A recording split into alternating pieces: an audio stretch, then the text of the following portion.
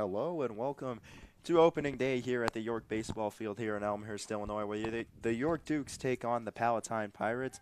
I'm Choi. With me is Nick Gurgone. And Nick, what are we looking at in this Palatine squad so far this year? Well, opening day for the Dukes at home.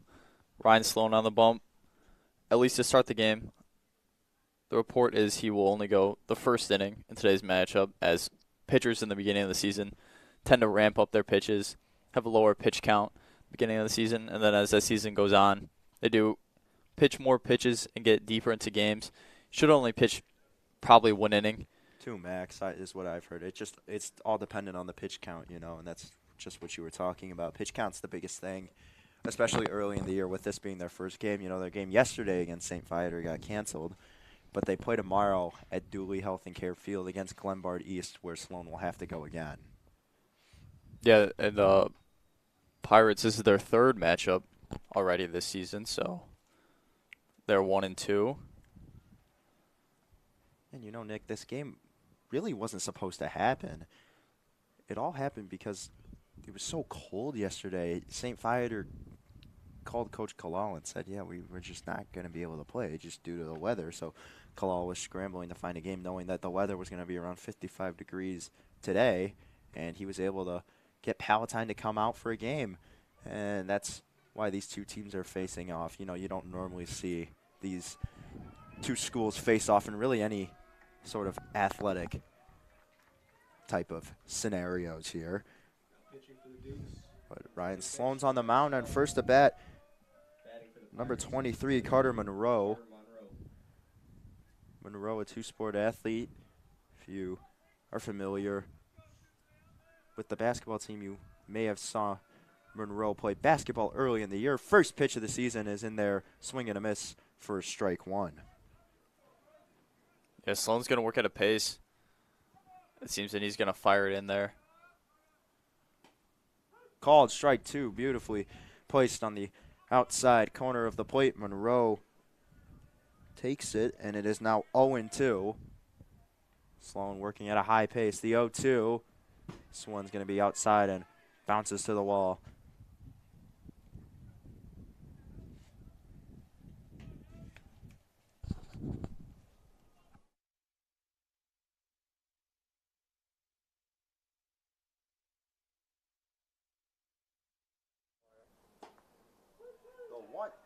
The 0-2 is called strike three. Monroe held his swing, but they said it went over the plate, and Sloan racks up his first strikeout of the year.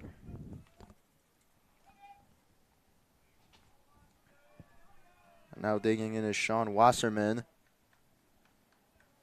the left fielder for Palatine. First one swung on and missed, strike one. So early so far, we've seen 4 strikes thrown by Sloan.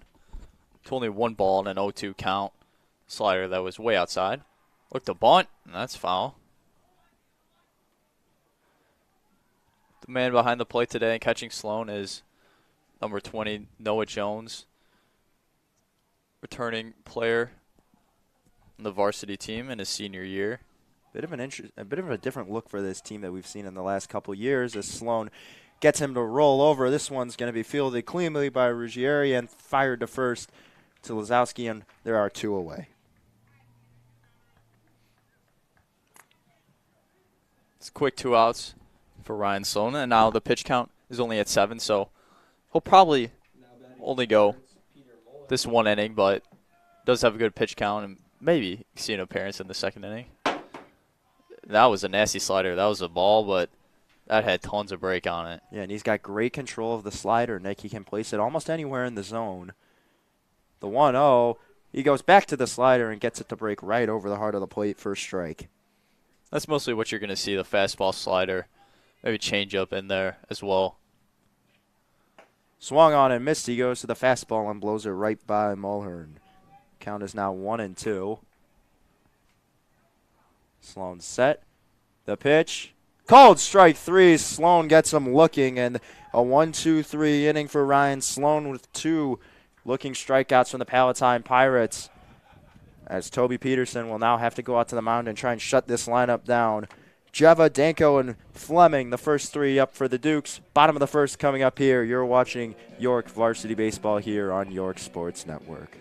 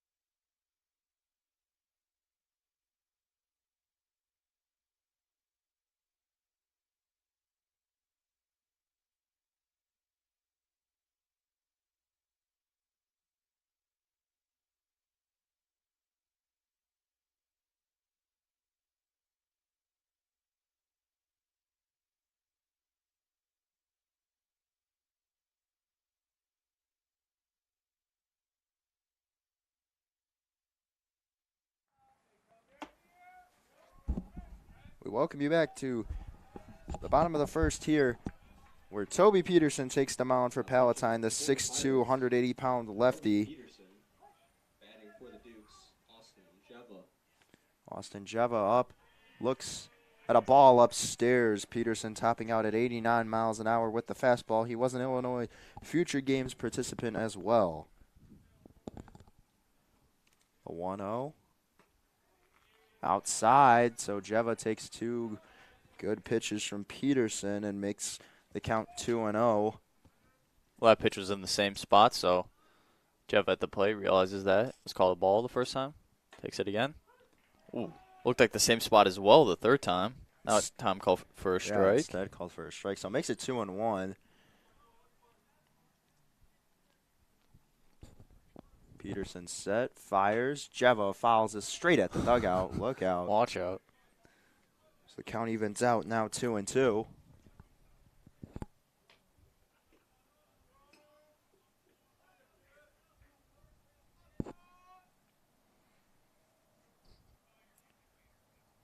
The 2-2 from Peterson.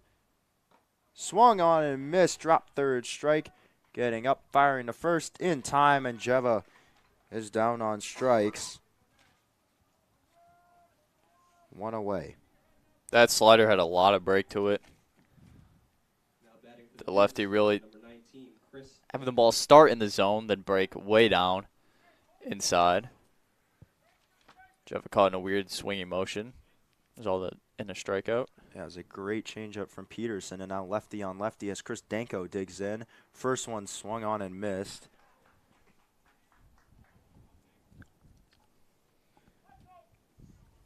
Danko committed to Illinois State to continue his athletic career playing baseball for the Redbirds. The 0-1, Danko, a wave and a miss again. He's way out ahead of that changeup. And Peterson quickly ahead. 0-2 on Danko. The 0-2 in the dirt. Danko takes it for ball 1. Well, Danko seemed a bit eager. Put a ball in play. He went up to the plate at first, but then takes a 0-2 ball down low. That was way out of the zone, so now count 1 and 2. Called strike 3 on the outside part of the plate. Dropped again, going up and firing. Danko just not able to beat it out. It was quite close, and there's back-to-back strikeouts for Peterson. Both aided by Maddox Heelman, the catcher for the Pirates. You know, not too many times you see a drop third strike 3 call where the batter did not swing. Usually it's the batter swings on a bad pitch and the ball gets away from the catcher, but Fleming squirts this one into right field for a base hit, and the first hit of the year for the Dukes belongs to Josh Fleming. Wasn't the hardest hit in the world, but whatever gets you on base. well, I was saying before, to go back to the last at bat, you really don't see it. Now batting for the Dukes, Ryan Lazowski. Now Ryan Lazowski steps into the box. Batting cleanup today for the Dukes. Lazowski called up halfway through the year. Hit .278 at the varsity level with 8 RBIs. As he takes the first pitch, a fastball outside.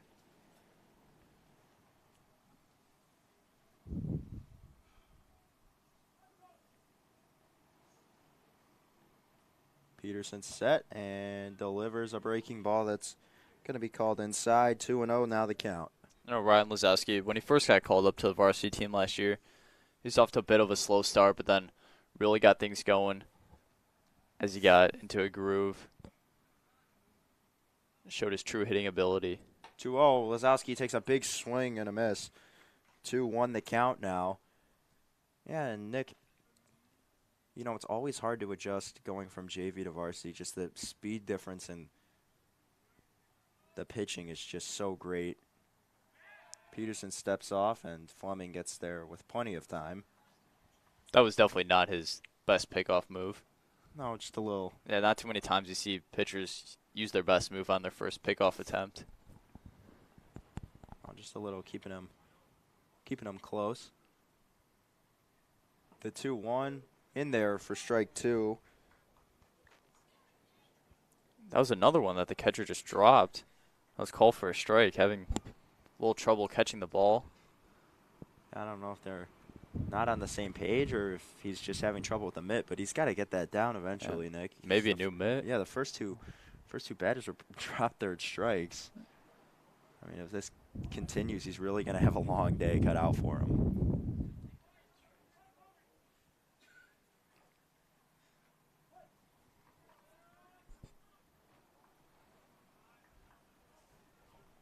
Two and two, the count.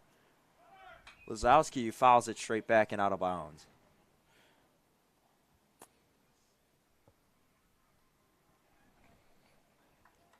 We never really mentioned this before, but the wind here at York Stadium is really blowing hard.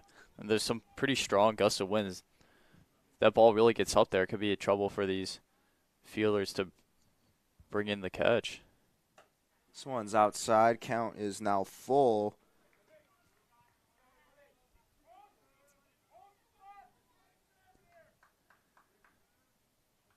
It's full count, 2 outs. If Fleming will be off and running on the pitch. Absolutely. Just how big of a lead will he get? Not very big as Peterson throws over.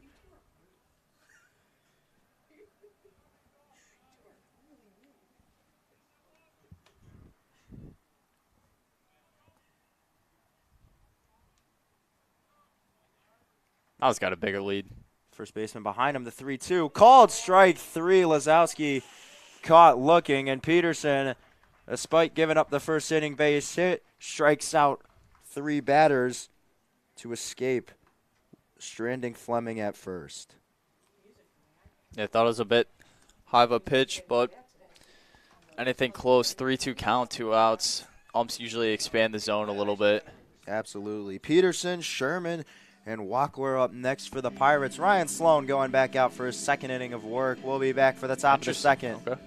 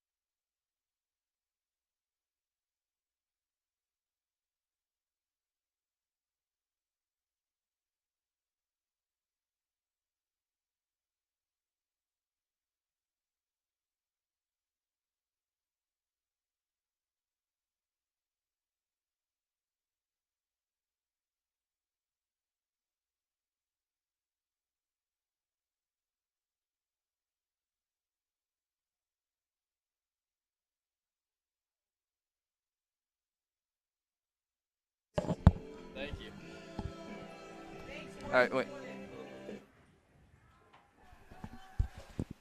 Top of the second here in Elmhurst. Ryan Sloan back out for his second inning of work, and we just got word that he's topped out at 98 in the first inning.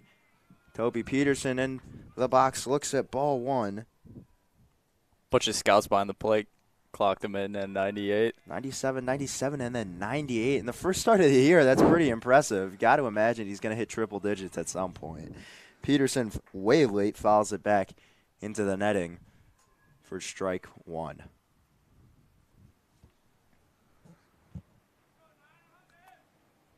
Yeah, I was told in the offseason that he was touching 98, topping out around there, but then to hit it in his first start of the Beautiful season. Slider, but it's called a ball. So the count is now 2-1.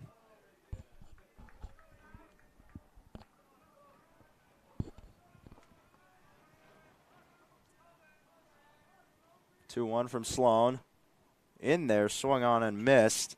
Strike two, and the count evens out for Peterson.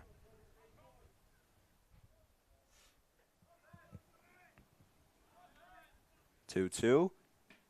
Called strike three. Sloan gets Peterson looking on strikes, and all three of his strikeouts have come looking. That's 4 straight batters retired for Sloan, working extremely efficiently through 1 1/3.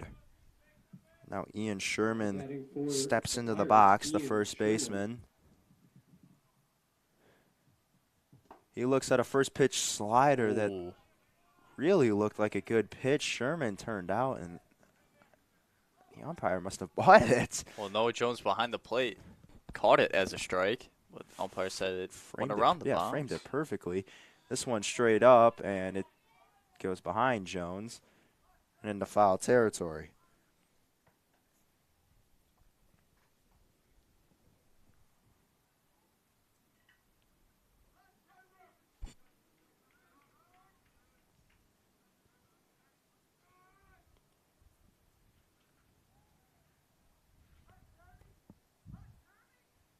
Sherman looks at a slider, and that time it's in there for a strike right down the middle, and the count is now 1-2. No, Sloan is really working at a good pace here. He's really receiving the signs. And Sherman calls time. Sloan was Except there. ready to go, and Sloan is just not breaking his set. He's still good to go.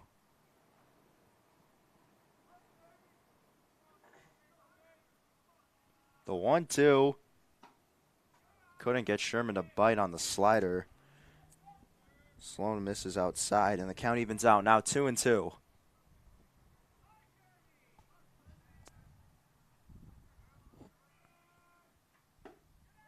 This one's going to be down low. Changeup misses. Now the count is full. First full count Sloan's been in all day.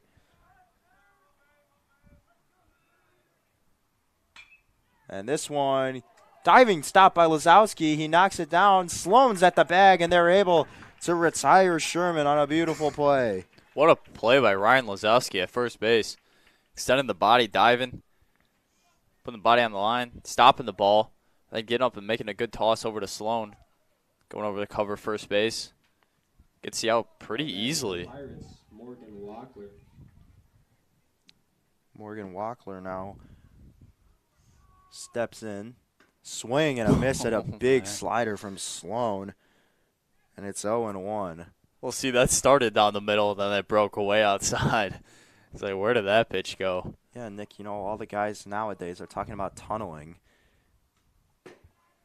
And the way it looks out of the hand. And when the fastball and the slider look the same but end up in two completely different spots over the zone, it's just so much harder to read. It's already so hard to react to whether or not you're going to swing the bat. Yeah, that's really a goal. A lot of these pitchers these days have the same release point for every single one of their pitches, so it's so hard for these hitters to see what pitch it is coming out of the hands.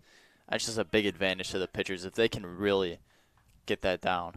The 2-1, big swing and a miss from Walker. Now 2-2 the count. And Nick, I remember even back in my day, hanging around all the guys I trained with, they all were all talking about pitch tunneling as well.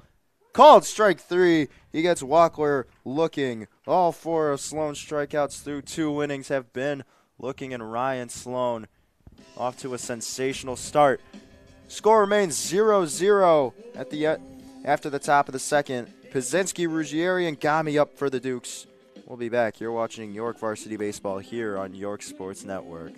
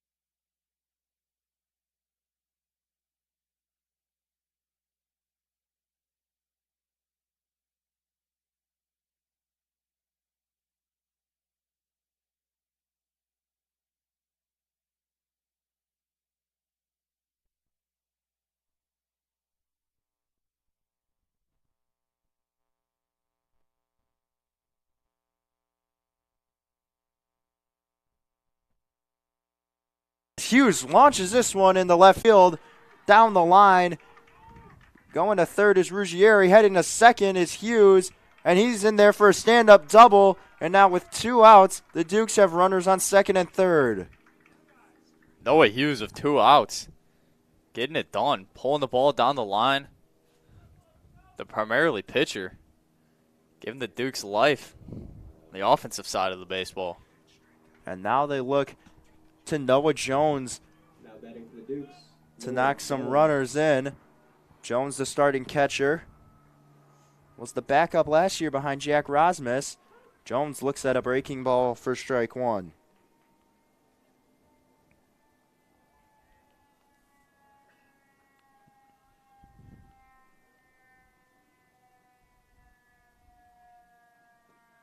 Jones chases a changeup in the dirt, and now Peterson, very comfortable, is ahead 0-2, and he's got 2 outs as well. And now you got to choke up, try to put the ball in play. Any means necessary. Absolutely. Just need to put it in play or foul one off. The 0-2. Good take by Jones just upstairs. Understanding the umpire's zone very well. He's set to And it wasn't the catch best it. frame by the catcher either. No, not a very good frame. And the brought it up. catching struggles continue for Palatine. And now the 1-2. Jones, they're going to say he fouled it off. Well, he did. I don't know how. Not really sure. Didn't really hear anything, but he stays alive. He hears you up here, Nick. He's taking your advice as the count remains 1-2. Ruggieri on third, Hughes on second. Jones fouls it off again, staying alive once more. Peterson's really had to work after picking up 2 strikeouts. Walked Ruggieri, and then Hughes ripped a first pitch double down the line. And got ahead in the count early, but Jones has been staying alive. This one's in the dirt. Ruggieri going to retreat back to third. Got a couple of extra steps, but the ball really died in that grass behind the plate. But look, another one of those pitches where that ball did not hit the ground before it hit the catcher's mitt. Like, that's just a drop ball. Yeah, these are catchable balls for not Ian Sherman, Maddox Heelman, and he's just got to knock these down, especially if the runner on third, if one really gets away with you, you're given a free run. The 2-2, Jones checks his swing. He held, and it is now 3-2, so starting down 0-2, looking like he was completely dominated at the plate by Peterson. Noah Jones has willed himself back in to make the count, make it a full count. And if he's able to get on base, you have the top of the lineup right back up, Nick. And this could be huge. Duke's looking for an early lead. Called strike 3, looked inside. Jones takes it. Escaping is Peterson. Second and third.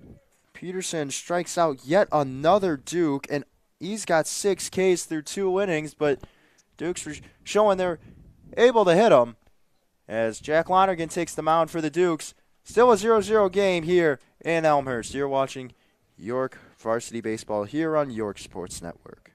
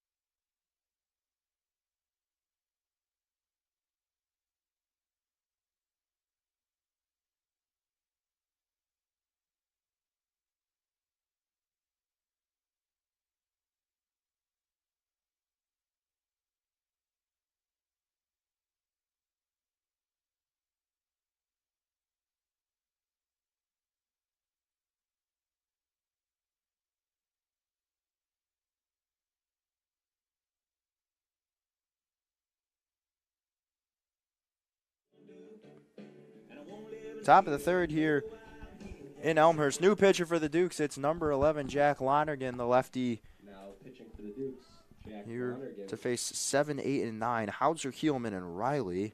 But up first is the center field. For the Pirates, Jack Hauser. It's the center fielder, number 10, Jack Hauser. And the first pitch is going to hit Hauser. Lonnie Love not showing love there. First pitch drills him. Looked like a high curveball that really he just wasn't able to snap down. And that's going to put Hauser on at the very first pitch, and now Heelman steps in with a man on first. First pitch in there for a strike.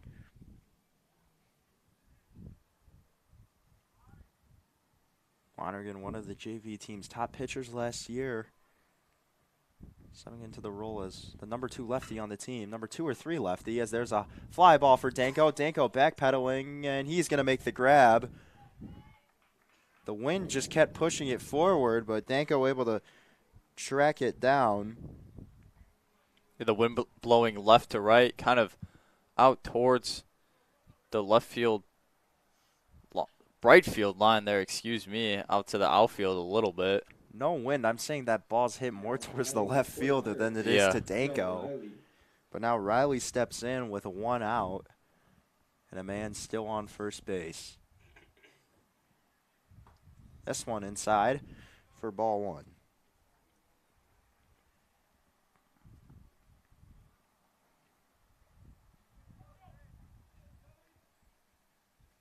Runner goes. Lonergan throws back. Lazowski's throw to second. Not in time.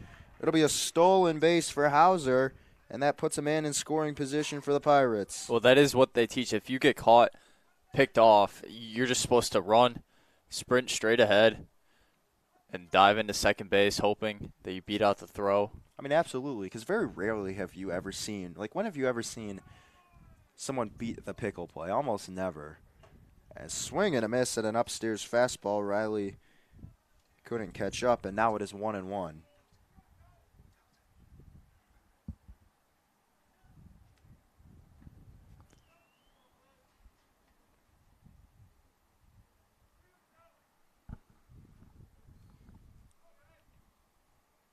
One and 1 to Riley. Curveball just a bit upstairs, and that makes the count 2-1.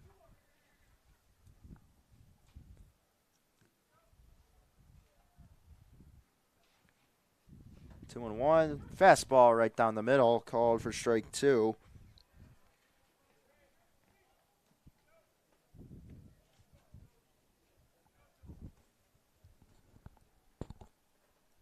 Curveball in there, strike 3 looking.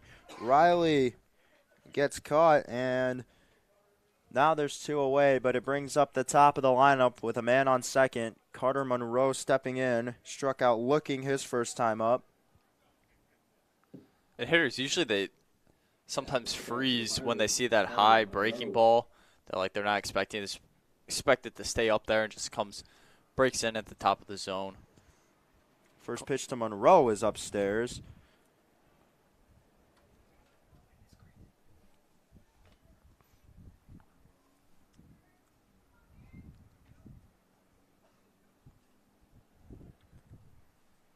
One and 0 the count. Monroe awaits the pitch. Lonergan delivers a curveball. This one's upstairs. So the count is now 2-0.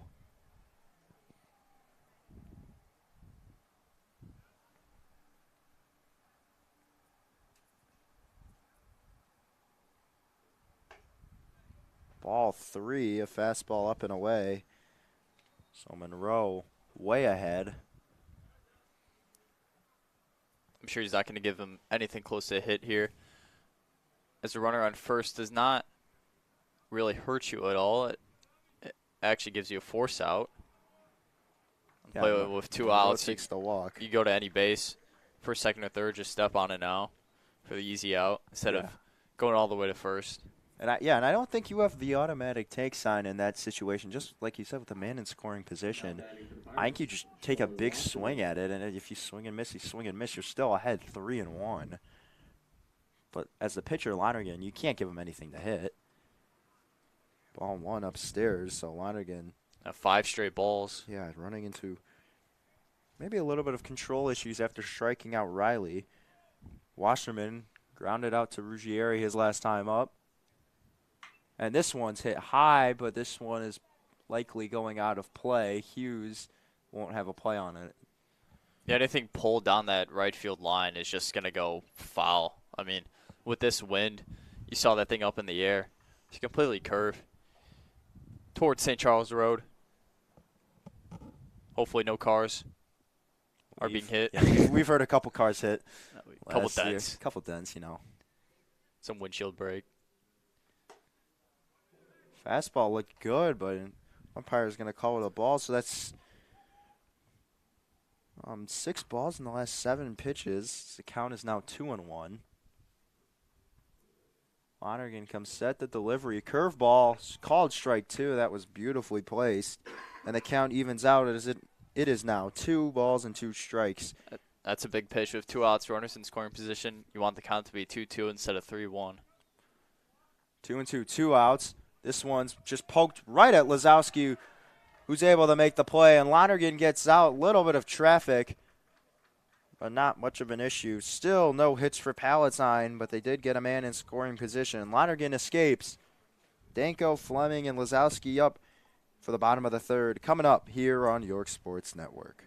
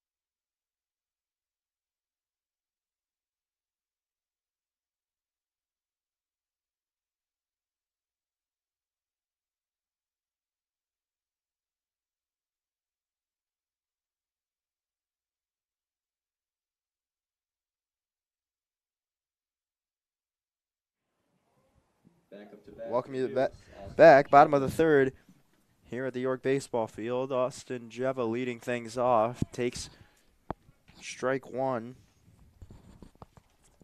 Jeva struck out swinging the last time he faced Peterson. Peterson has yet to record an out anywhere else besides the strikeout until now, as Jeva hits it right to Peterson as he made a nice play on the mound. That's out number 1. Peterson really working well.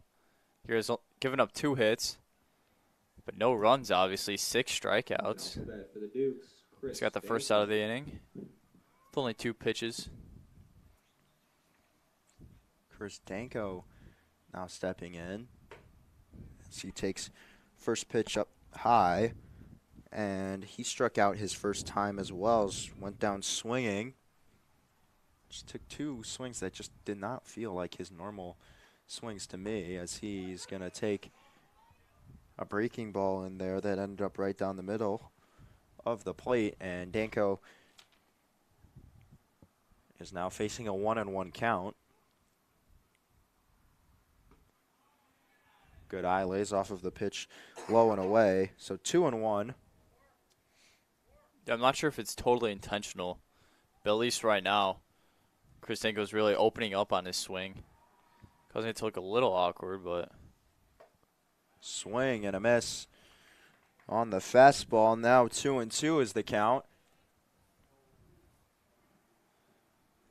Maybe a little working out the first game kinks and all that. 2-2. Danko holds his swing, and the count is now full.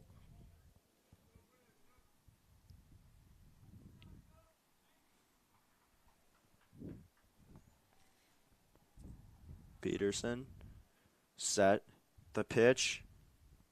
Swung on and missed. Danko retired on strikes for the second time today. And Peterson has gotten the best of him so far. And now Josh Fleming digs in. The shortstop with the lone hit of the game so far. Just a soft ground ball that just got past the second baseman and into right field for a base hit. But Fleming with a lot of power as he takes first pitch fastball for strike one. Josh Fleming, the conference offensive player of the year. Fleming really, great hitter. Yeah, he really started to garner attention last season. So that one's going to be called for a ball. Led the team in home runs, specifically. He's got great power. But he really just hits the ball to hit the ball. Lower line drives. He just puts a barrel on it. Not the best of swings there from Fleming. Just got caught up. Tried to hold it, but he was already too far gone. So the count is now 1-2. And, yeah, you know, Nick, a lot of power, but also doesn't strike out that much. Very, very rarely do you see him fall victim to the strikeout, which is a huge change from his freshman year. But there, Fleming looks at strike three. And a 1-2-3 inning for Peterson again. I'm sorry, Peterson's first 1-2-3 inning and 2 strikeouts there. And now Ben DeZillo is going to take the mound for the Dukes, and we will come back for the top of the 4th inning here in Elmhurst. You're watching York Sports Network, still no score through 3.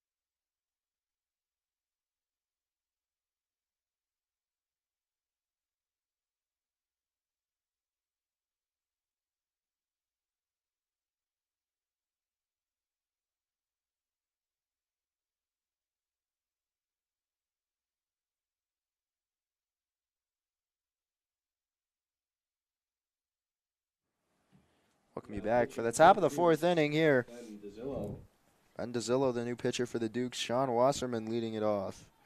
Batting for the Pirates, Sean Wasserman. Peter Mulhern. Mulhern.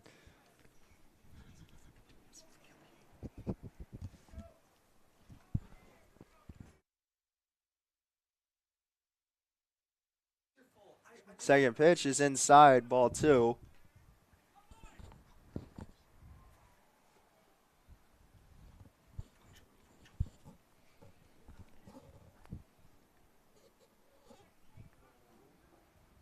This one's hit high in the air. Should be playable for Danko. He's under it, and he makes the catch, 1 away.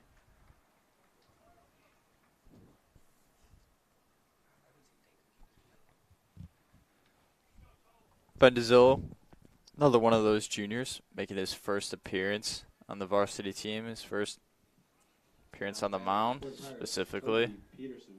Gets his first man retired. Which is a good thing. He come in, probably got some nerves, got that adrenaline going.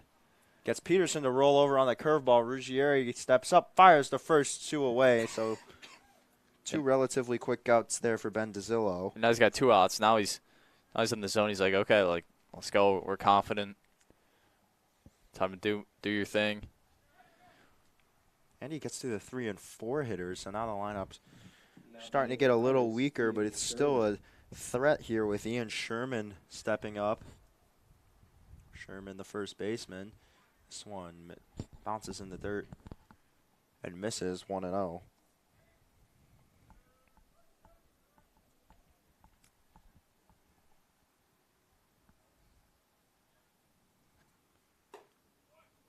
Ball 2 upstairs.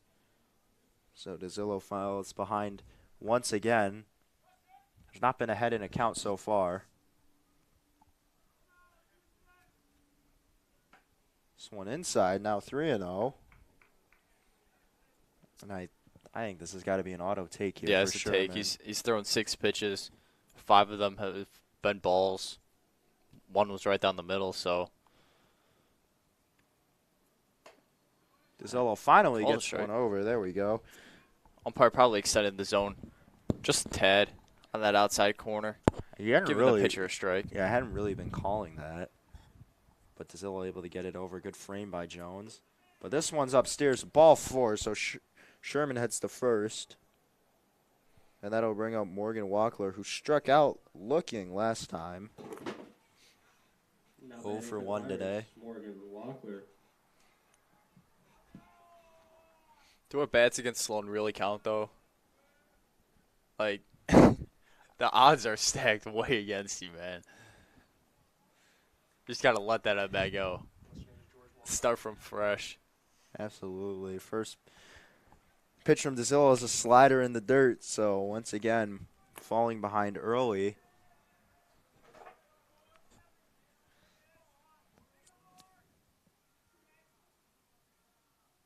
DeZillo comes set, fires in the dirt. This one gets away from Jones, and that's going to let Sherman trot into second base.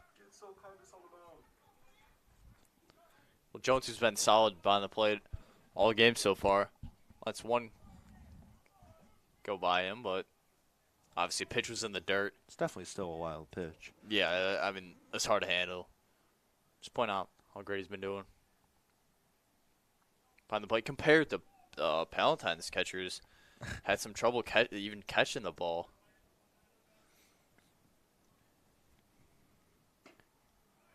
Oh, this one just misses. Seemed like a good pitch. Definitely wasn't outside. Must have been too low for the umpire. 3-0 again. And DeZillo finds himself in another tough spot.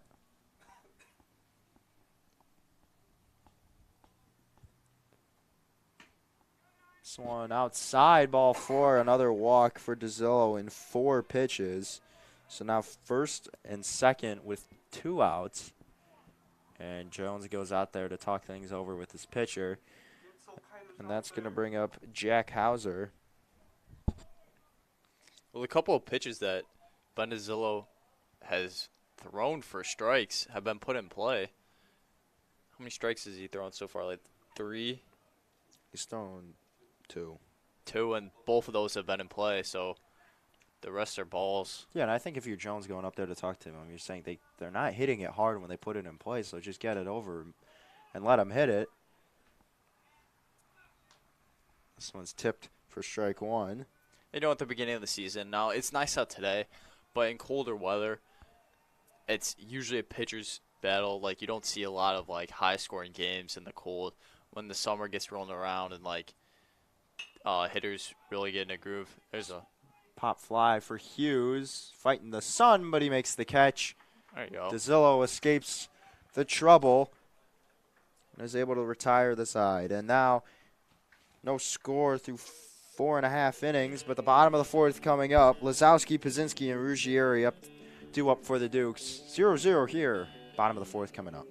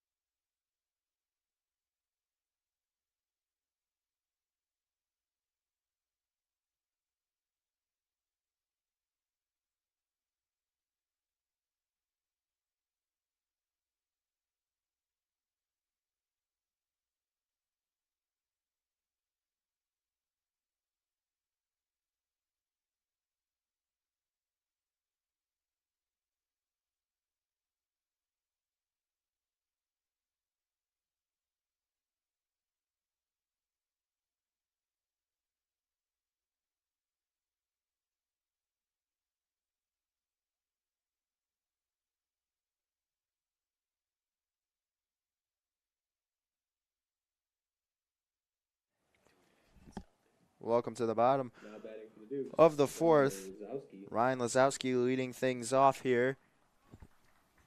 Joey Peterson still on the bump. Lazowski takes a first pitch slider for a strike.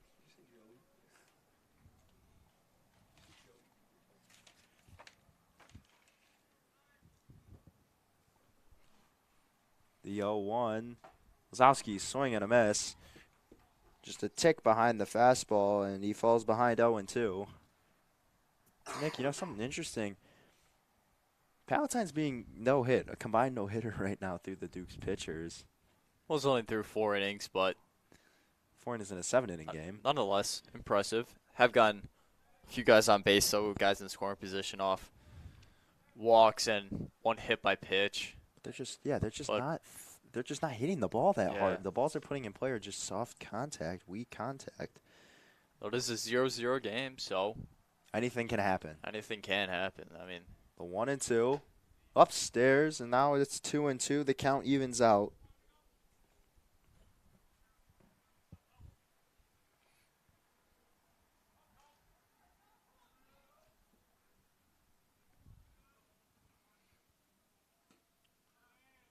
Low and away breaking ball, and it is now 3-2, and Lazowski has fought his way back to another full count. And Toby Peterson's pitch count is really starting to get up there, Nick. Yeah, this is probably his last inning, I would assume. I think he would have pitched in Palatine's opener.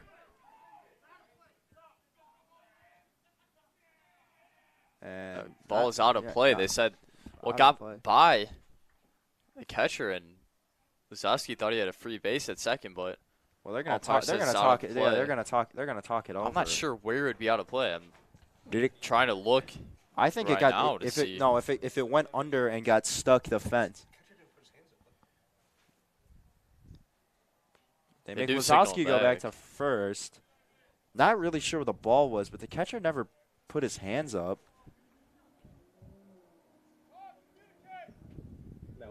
So just a really confusing play. Luke Pazinski now stepping in. So Lazowski's still on base. He's at first.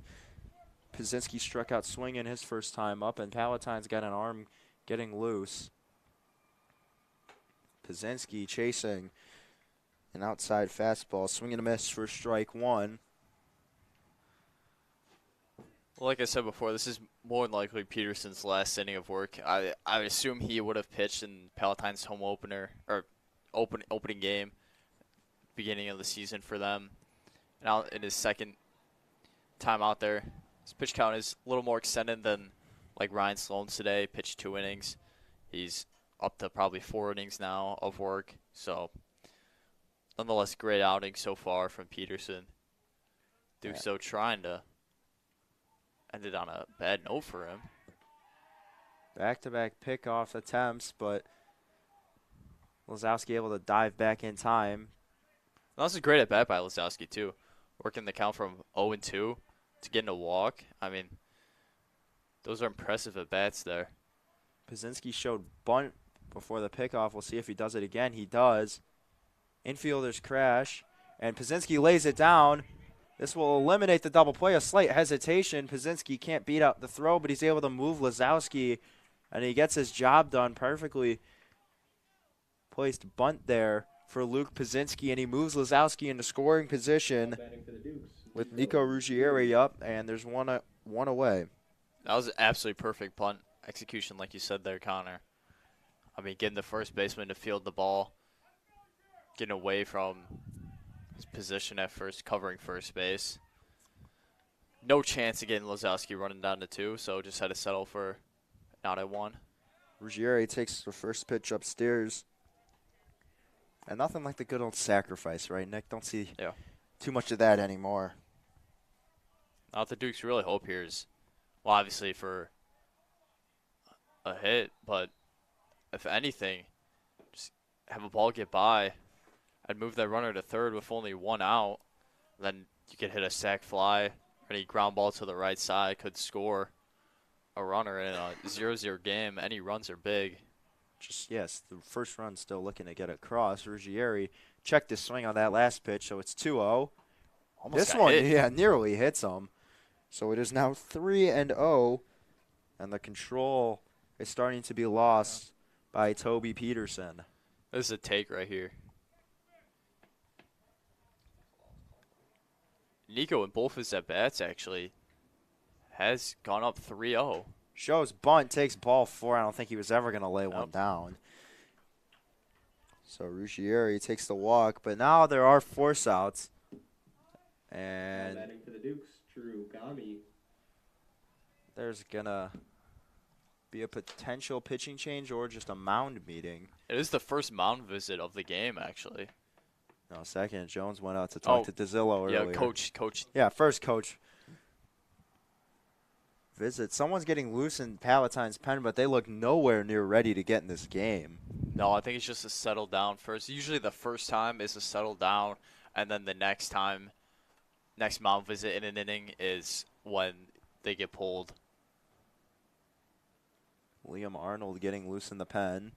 Just got word. Shout out to Ryan Bird. PA announcer. PA announcer. Got the eagle eye, folks. Yeah, how do you see the number from all the way over here? Some good eyesight. It's his angle. Through the net? Yeah. It's impressive. Gami stepping in. He struck out swinging his first time. But I think now there's a bit of a different approach with Peterson. Before, Peterson was just firing it into the zone. I think now you can be a little bit more patient.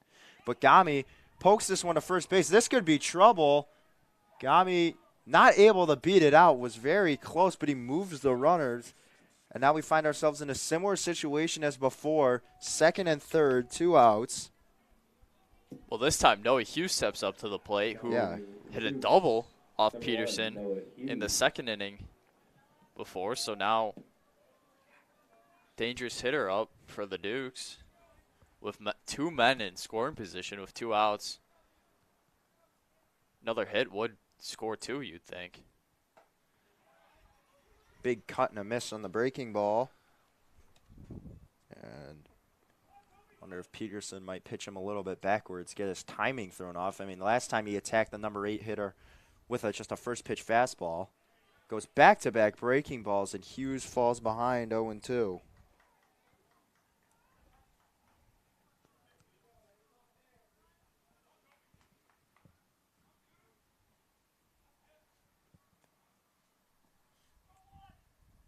The 0-2. Hughes gets this one into right field, and that's going to score 1. Kalal sending Ruggieri around. He's heading home. He's going to score, and that makes it 2-0, and the Dukes strike first off the bat of Noah Hughes. He's 2 for 2 with 2 RBIs with 2 outs. Makes it a 2-0 ball game. That's a big hit, big at bat. The Dukes, number 20, Get those first runs on the board for the Dukes on the season. Have a 2-run lead, and Noah Hughes made 2 for 2. Starting off the season hot. Noah Jones almost gets hit there, but he's able to duck out of the way. 1-0 the count. Jones struck out looking his last time up.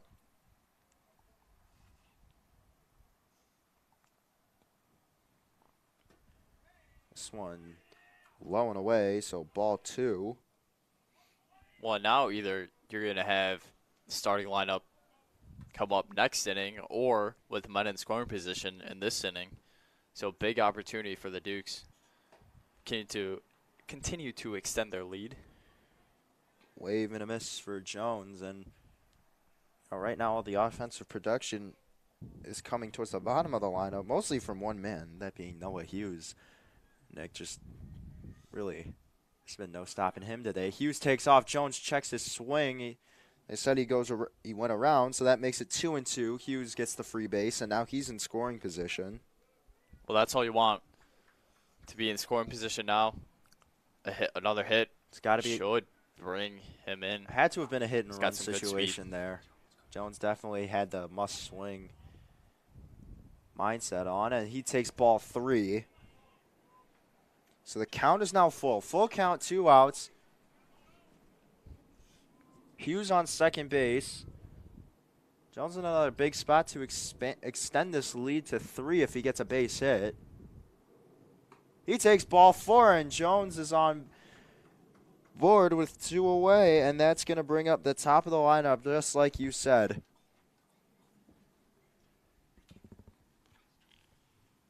And Courtesy Jones, runner. yeah, Jones being subbed out, coming in and heading to first base is number 10, Nick Fisher. Out to bat for the Dukes, Austin Jeva. Now Jeva up. He's 0 for 2 today. Jeva checks his swing. Did not go around.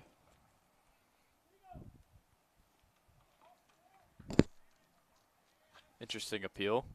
Really did not look like.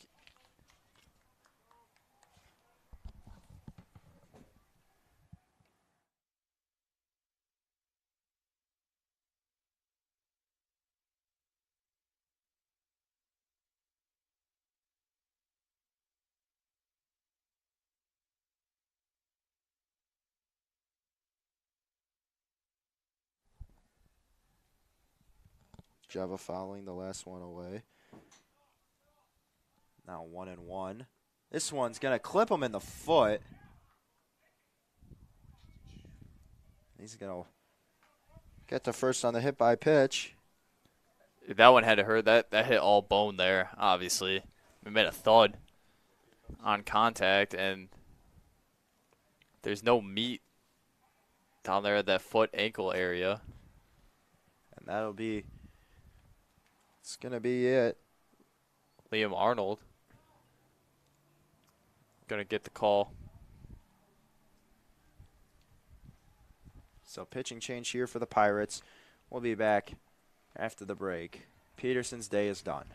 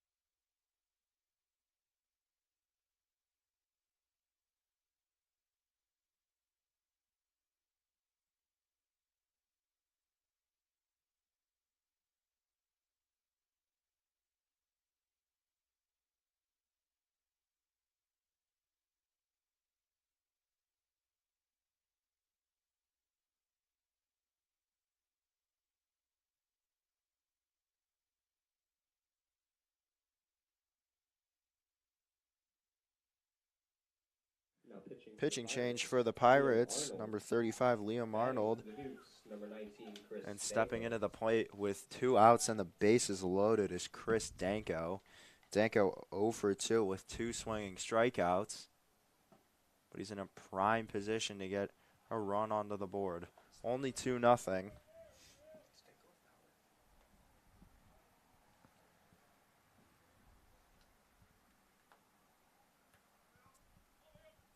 Danko took ball 1. Dukes have almost batted around the order. There's strike 1. just below the knees.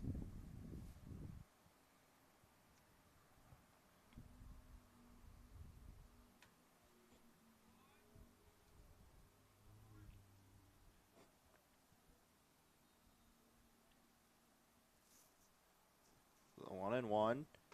Danko takes it outside, and it's now 2-1.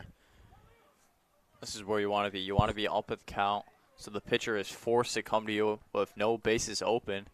A walk, anything will bring in a run. So they're forced to throw strikes. Sometimes those tend to be right down the middle, where batters hit the ball really well. You don't have to, per se, throw it over the middle. You can still kind of pitch around, but you want to bring it in. Danko cut and a miss. And that evens the count out. And now he's got to protect the plate, so that gives Arnold a lot more freedom on where he's going to decide to throw this next pitch. Yeah, the one pitch swing is just a huge advantage. 2-1 to 2-2. This one's down low. 3-2 with the bases loaded and 2 outs. Everyone's going to be going. Make or break for Arnold as he comes in relief, gets set. The pitch fouled straight back, and Danko survives to see another one. Was down the middle, but a bit high. Danko just under it. Really haven't seen him square any balls up, even the ones he's fouled away. Just got to put it in play in these situations. Yeah, second and shortstop are deeper in the hole. This one, ball 4. So they walk in a run. Hughes is going to score. Danko heads to first. So a nightmare scenario for Palatine as the inning continues. And Josh Fleming steps up to the plate. Three-hitter for the Dukes, arguably probably the best hitter on the team, yeah. And at least last year was. So it's 3-0 now. Fleming up to bat, and he sends this one straight back. That was a mighty good pitch to hit, and I think he knows it. Just got underneath it, and he sent it straight back. Yeah, like you said, just right on that. It's a little bit underneath, and he can do some damage. I mean, ball in the gap will really extend this lead. With Chris Danko at first, I mean, he's scoring with great speed. Yeah, extra base hit has a chance to clear the bases, really. Good curveball. In there for strike 2. So now Fleming is down 0-2. Really got to work this one back in his favor. Fleming has a weak single, and he struck out looking. Now trying to make something happen with the bases still loaded. Arnold trying to get out of it. The pitch upstairs makes it 1-2.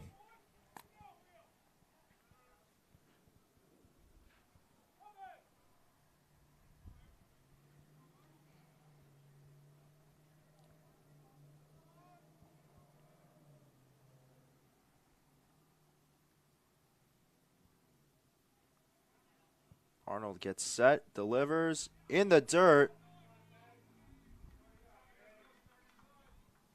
And retreating is Fisher back to third. So the count is now 2-2. Evens out. That was a nice take and a nicer block there. Like catcher to corral that ball and stop any runner from advancing and scoring. The 2-2. It's hit in the air, but it's going to be out of play. Foul ball.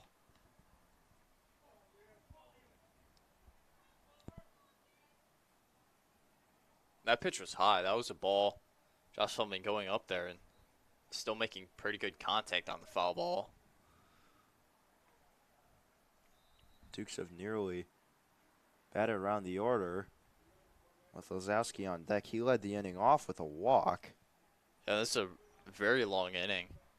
Almost about 20 minutes in this half inning. Kalal throws. Pitcher, new ball. Got to get on those foul balls. It's so hard when they go across the street. You got to Yeah, wait it's for the tough. light to turn green. Unless you jaywalk. With school We rules, we they're do not allowed to. Not allowed to. That would speed up the process. Even if it was wide open, you're not allowed to. Gets set. Fleming launches this one. Look out, cars. And it ends in the teacher's parking lot by the driver's education car, so he was just out of the front of that one. Well, if that thing was fair, that might have been gone. I mean, he got the pitch he wanted. It was way early. Just pieced it down the line. Noticeable speed difference between Arnold and Peterson, so that's definitely going to take some getting used to here for the Dukes hitters, evident by that last foul ball. So they do the 2-2 again. Arnold gets set. The pitch. Curveball swung on and missed by Fleming. Took a good swing, but he's down on strikes for the second time today. Palatine escapes with only allowing 3 runs, but the Dukes able to strike first, making it a 3-0 game here after 4. Jack Bodak heading to the mound for the Dukes, and they'll try and end this game off with an opening day victory here in Elmhurst. 5th inning coming up here on York Sports Network.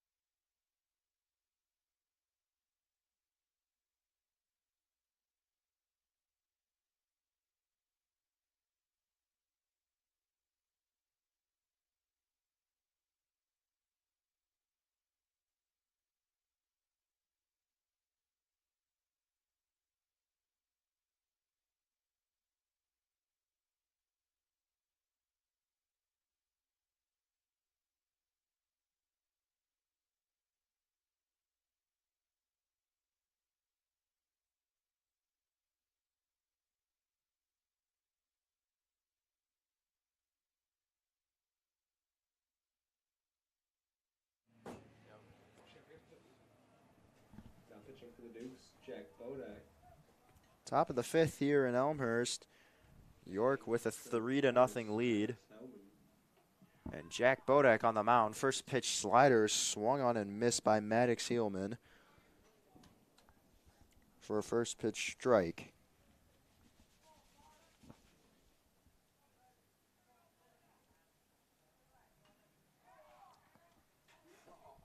This one's going to be fouled back, so 0-2 the count now.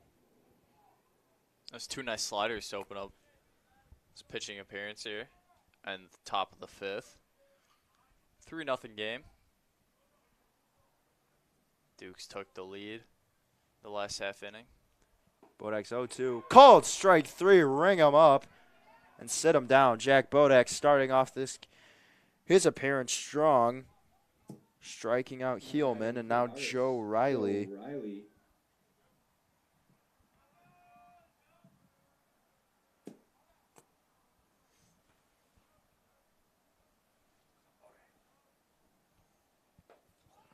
Another strike. Yeah, first pitch, swing and a miss. Riley. He's come out strong. Riley 0 for 1 so far.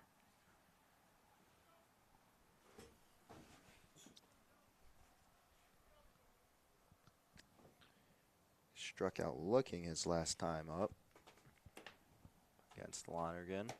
Now Bodak's set, and he fires outside.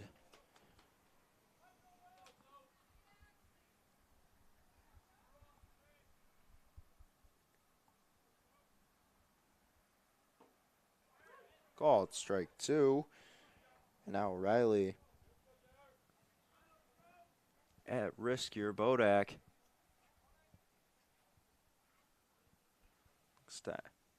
Get him out, but there's a foul ball. Count staying at 2-2.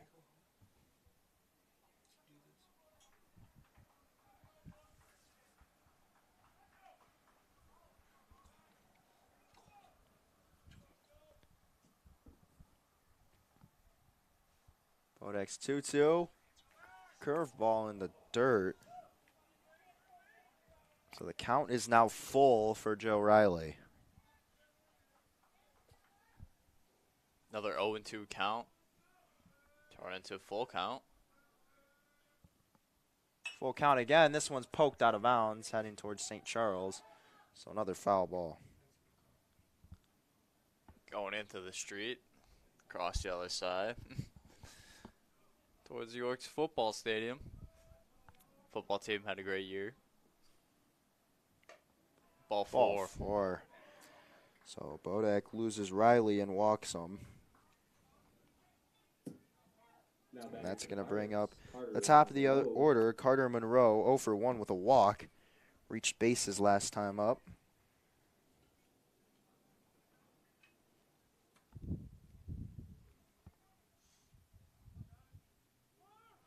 Oh, there's a runner, but it's a wild pitch from Bodak. So Riley's successfully able to get to second base. I always forget, is that counted as a steal? Because he did take off as the pitch was happening. I think you count that. It was way wild. We'll go down as a wild pitch as well. Yeah, it's a wild pitch, but it's also a steal. Monroe looks at a strike on the curveball from Bodak.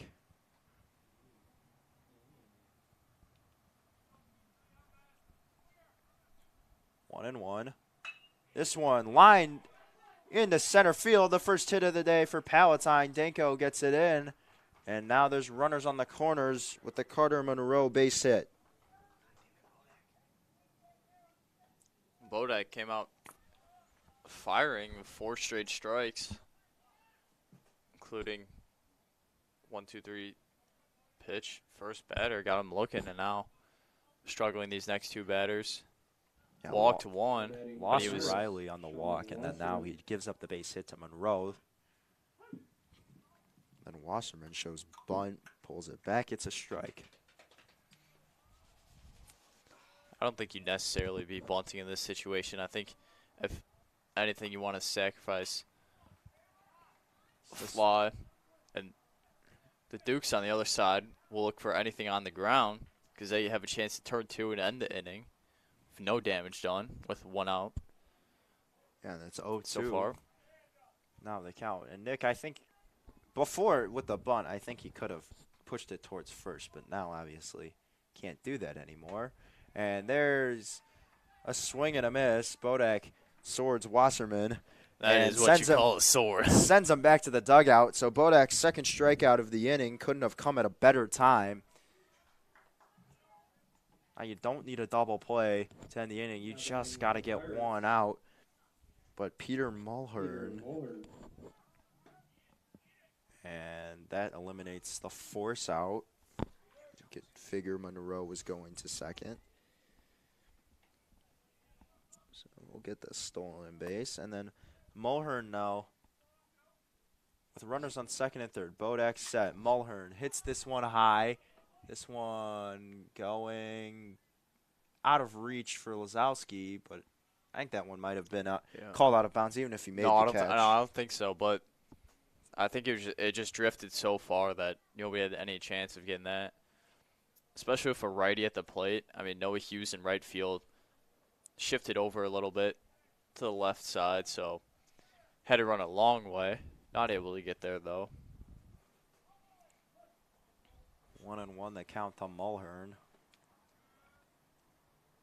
Bodak's pitch is in the dirt. A good stop. Yeah, good stop by Jonesy. Just got under his legs, but he's able to pick it up. So no chance for anyone to come in and score. Riley on third, Monroe on second. 2-1. Chopper going to be hit foul. So Peter Mulhern now.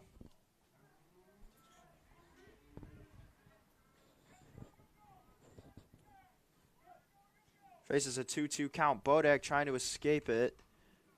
Keep this one a scoreless for Palatine. Swing and a miss. He strikes him out. Bodak picks up Struck 3 out the K. side. Yeah, strikes out the side. 1 looking, 2 swinging. Escapes the second and third jam. Keeps it a scoreless game. Absolutely incredible work by Bodak, putting up yet another 0 on the board for Palatine, and they're running out of opportunities here. York coming up.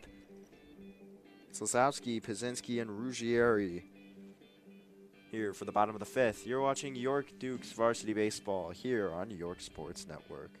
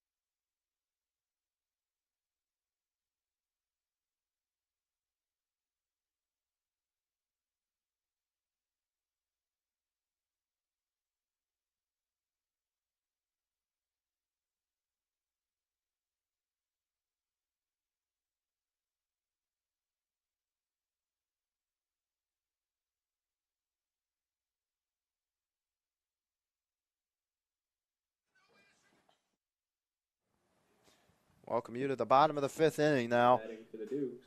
where Ryan Lazowski steps in Lazowski. to the box. Lazowski walked the last inning, ended up being one of the 3 runs that crossed the plate. Looks at strike 1. Lazowski 0 for 1 today with a strikeout. Arnold, once again, out here after getting the 1 out last inning. Fires in another strike. So Lazowski in an 0-2 hole.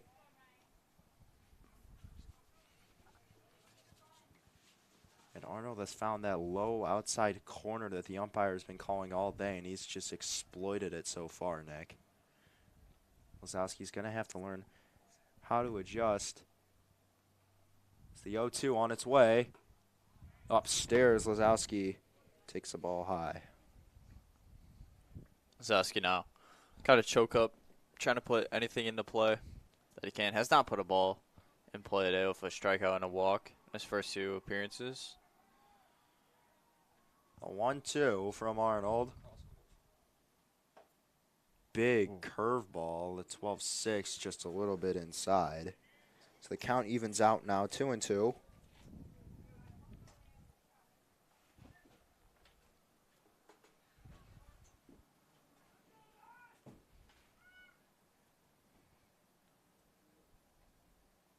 Zowski's swing and a miss. He's down on strikes for the 2nd time today.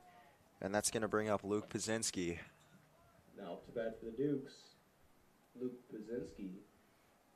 Luke Pazinski, who had a great sack bunt last inning to move Ryan Lisowski over, which ultimately set up the inning, in which Duke scored 3 runs. So, great job doing your job, Pazinski. First pitch in the dirt for ball 1.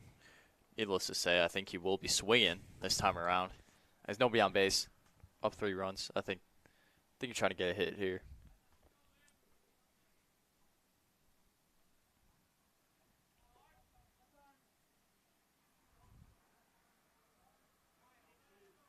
Some action in the pen. It looks to be Noah Hughes as well as TJ Silkaitis. So the question is who will head out to right field next inning. Well, I think TJ's been throwing a bit longer than Hughes. If you keep Hughes out, though, as Pazinski looks at strike 1. Keep Hughes out to throw a little bit longer. Wonder who you send out. Probably. Well, realistic. Yeah, I have to think Bowie. Bowie or Giorno out to right field.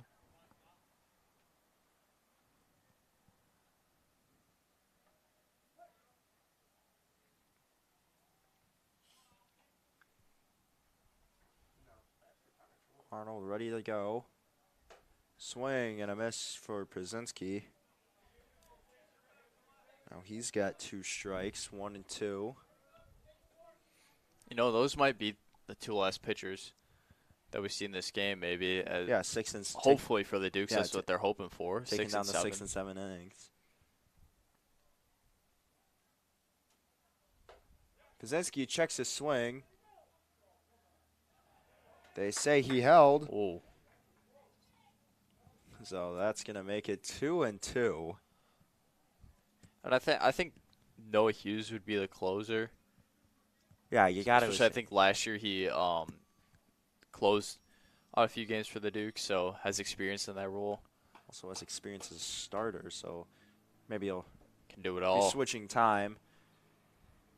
Pazinski is swing and a miss. He's down on strikes. So Arnold has 2 Ks this inning. And now Nico Ruggieri coming up. Has not recorded an official at-bat yet. He's walked both times he stepped up to the plate. Well, he's gone up in the count both times 3-0. So obviously not much you can do. Can't blame him. Has not taken a strike yet. Has seen 8 pitches. All of them are balls. And Ruggieri, the first pitch he sees, he launches into center field. And this one's going to be over the head. And it's out of here. It's a home run. Nico Ruggieri with his first of the year, making it a 4-0 ball game. Ruggieri sent it over the fence. It just kept going and going. Dead center. That thing. Wow.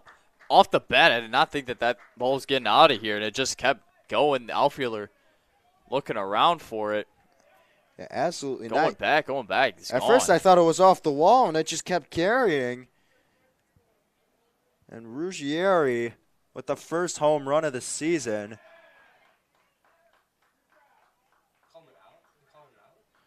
Oh, is he out? He didn't touch home they plate. Just called him out. He didn't touch home plate. Wow. Oh, wow. You don't see that. That's unbelievable. And both umps caught it as well because they're obviously just letting it go.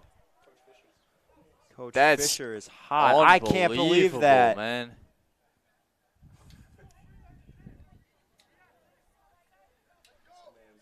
Coach Kalal going to talk things. Wow, what in the... I have never seen that. Wow. I mean, Nick, at first I thought they called the game. Yeah, I was because so confused. confused. Because it was the sun was setting, but I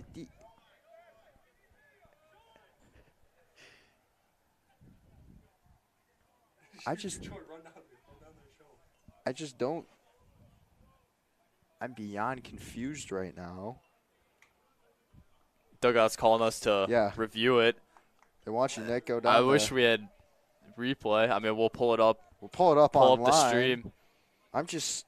I'm baffled. I mean, because if that's true, though, obviously you gotta touch all the bases. That's the easiest thing to do.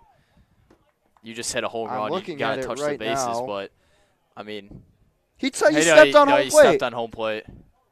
He stepped on home plate. No, he clearly stepped on home According plate. to the unless No, unless he missed one of the other bases. unless he touched home plate. Yeah, unless they're saying Clearly. unless they're saying he missed one of the other bases, but he clearly stepped on home plate, so that wasn't the issue.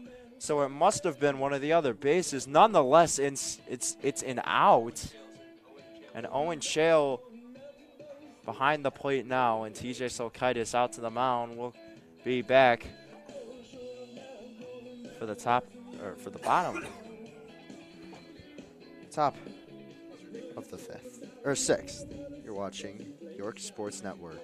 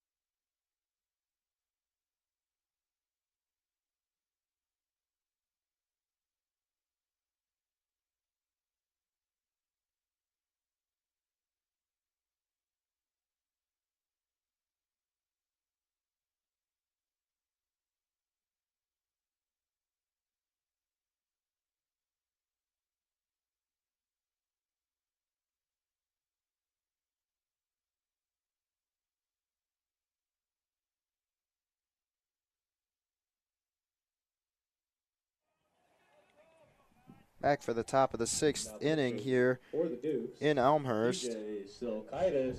And TJ Silkaitis, the new pitcher. Owen Shale, the new catcher.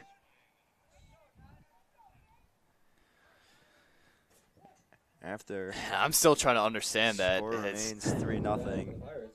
That's got to be one of the worst calls of the season you can possibly have, just based off the fact that you took away a home run from a guy who clearly touched home plate. Silkaitis starts it off with a slider in there for a strike facing Toby Peterson, who was also listed as the DH, so he'll get to stay and take his at-bat. Silkaitis with a nice slider that's called a ball. Count is 1-1. Peterson awaits the next pitch.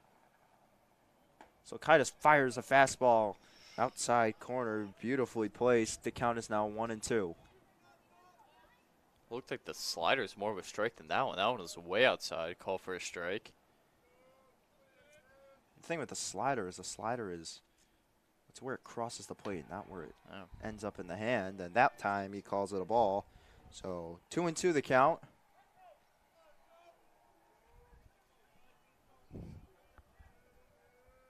Silkaitis, the first pitcher we've seen besides Sloan, who was on the varsity team last year. Peterson just pokes that one up and fouls it away, so the count remains 2-2. Got a little more of a veteran presence to close out. Try to close out this first game. I would think Noah Hughes would be the closer next inning, the 7th. Gets Peterson to roll over. Should be playable for Ruggieri, and he fires to first, and Peterson is retired. It's going to bring up Ian Sherman now with one away. Up to bat for the Pirates, Ian Sherman. Sherman grounded out to first base and then walked, so he's 0 for 1.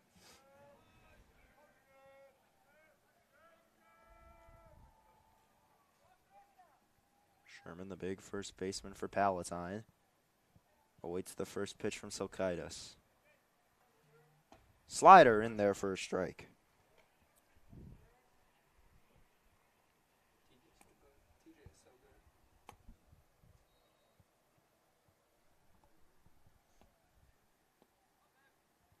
Oh, 1. Slider is upstairs. Count is now 1-1.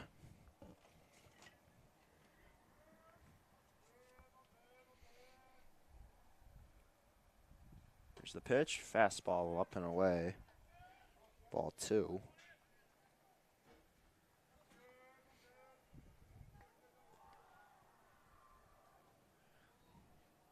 2-1 the count. Silkaitis set, fires upstairs. Now 3-1.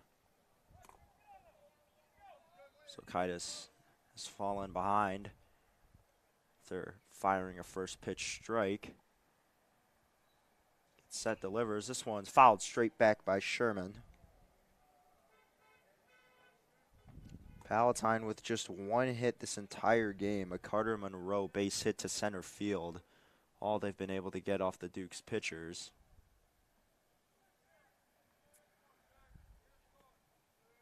Count is full. Silkaitis set, delivers. This one fouled out. straight to the Palatine dugout.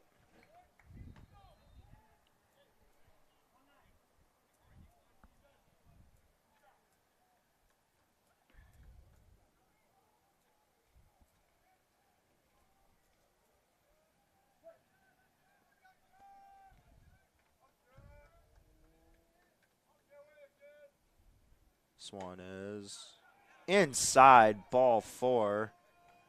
So Sherman walks for the second time today, and that's going to bring up Morgan Walkler. Not batting for the Pirates. Just a little high in the inside there. Yeah, you know, Nick, he was back from the hole he dug himself, but just missed his spot ever so slightly for one pitch, and that's going to send Sherman to first. So one away. This one in the dirt, gets away from Chael. And trotting into second is Ian Sherman. So now a runner in scoring position. A wild pitch now. TJ's got to get under control again.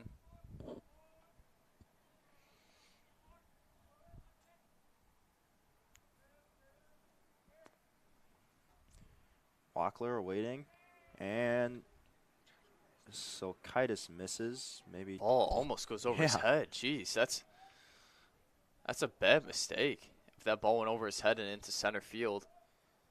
And then you're sending him 90 feet away from scoring. And At it's least still a tight. I mean, it's still a tight keeps game. Rolling, like he could have scored. Still a tight game. Silkaitis gets the strike Wow. there. That seemed like one of the pitches he called a ball earlier. Looked exactly the same as the last one, which he called a ball, but this one's sky high. Chael trying to get a play on it, and he won't get it beat. So 1-2, the count.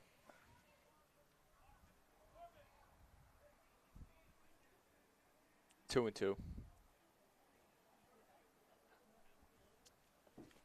Sorry, 2-2. 2-2 the count. Yeah, that's correct. 2-2, one away. Sherman's still on second. Sun's starting to set here in Elmhurst. Yeah, we'll see how much longer they play. This might be the last inning just because of the sun. There's no lights here, unfortunately. Strike 3 called. Beautiful slider from Silkaitis. And he gets Walkler shaking his head all the way back to the dugout. He's shaking his head, but that thing started inside, came right back over the plate for a strike. Now batting for the Pirates, number 10, Jack Hauser. Nothing he could have done there, Nick, and I'm just not really Boy, he could have swung. Swung. Likely would have missed, but... Yo-oh pitch. Called strike 1 on Jack Hauser, who's 0 for 1 today. Flew out to right field and was hit by a pitch in his first plate appearance. Bottom of the order, just getting the third at-bat late in this game. Silkaitis set and fires a slider that Chael has to block. So 1-1. And Nick, I really wonder, I wonder if they're just gonna line it up after this, because Hughes isn't throwing anymore. So that makes me think this could be the last inning. Just because, let's just say you still have to play the bottom of the 6th before you can even get to the next inning. I mean, you look at it, is it even worth it? Second slider in the dirt. Well, unless for practice, I mean, obviously it's early in the season. You sometimes see this happen where teams, even though they are leading, like you just finish the inning and then finish the game, end the game there. Maybe, but both Not teams might want to non-conference preserve. teams, I mean- Both teams might want to preserve arms. As it's only Tuesday. At least for York, they're not going to want to use any more pitching than they have to, especially playing Glenbard East tomorrow. So they're right back into the swing of things. This one's cracked. Should be playable for Lazowski. It is. He calls off Silkaitis. And he runs to first, so Lazowski able to get the out. Silkaitis retires the side, and it will go out. It'll I think be they are lining it up. Well, Yep. Oh, they are. Arnold just got out to the mound. No, they're playing. Oh, they are. Oh, well, the York, sorry, you can't see on the screen. York dugout just came out in a line. I thought it was to line up, but I guess it's just a Palatine high was a little five to the slow. teammates. Yeah, slow and as Palatine. well, yeah. all just kind of jumped up at once. They're going to use every last little bit of sunlight this day gives them. So we'll be back for the bottom of the sixth here in Elmhurst. Arnold still on the mound for the Pirates.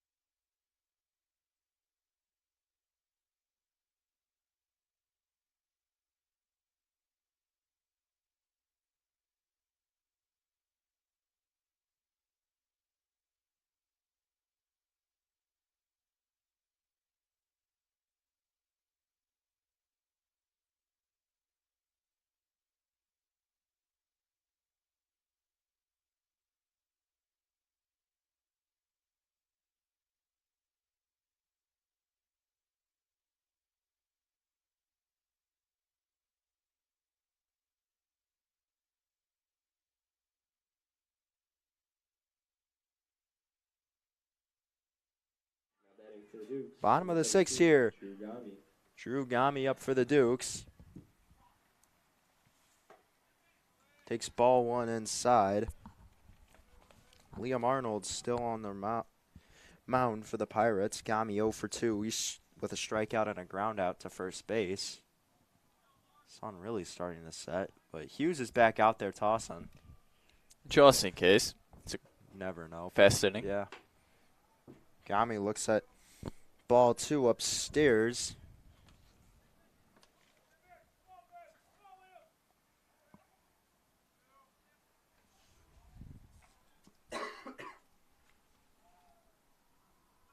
Arnold gets set. The 0-2 to Gami. Gami hits this one sharply on the ground. And this one too much to handle. And Gami will be aboard with an infield single. Are we calling that a single? Yeah. Hit hard enough. Mm. I don't think. It was in the glove. I mean, I don't think you're getting a beat on that one. It's a tough call. It could go either way. He did field it cleanly, just on the transfer. Yeah, just not sure if Let he the could ball go. Get that out though. Marco Giorno stepping up to the plate for the first time today, batting in place of Noah Jones. Or Hughes, I should say. It'll be Chael for Jones.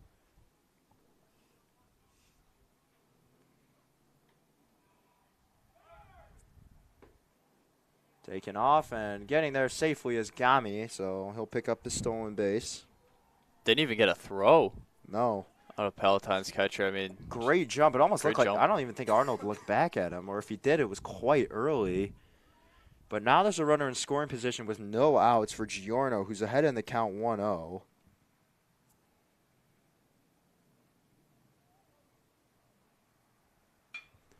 And Giorno hits That this ball's one hit hard. high in the air, playable, and caught in left field. Wind did bring that down. Yeah, wind really killed it there. So, Now one back to away. the Dukes, number 3, Owen Shale.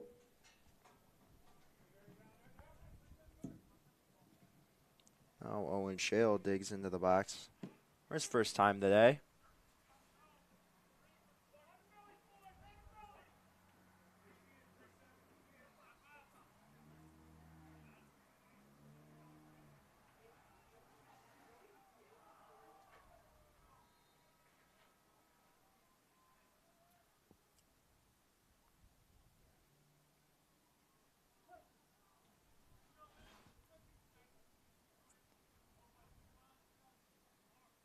First pitch from Arnold is a curveball in there for a strike, and he's had great control of the curve all day long, Nick. Yeah, that 12-6 action. Really catching some batters off guard. When it's thrown low, it's looking like it's coming in for a strike. Dips out of the zone. Swing and miss. And when it's coming up high, goes right down into the zone. Arnold Gets him steps caught off, looking. but no one was there covering. But Gami has to scurry back to second.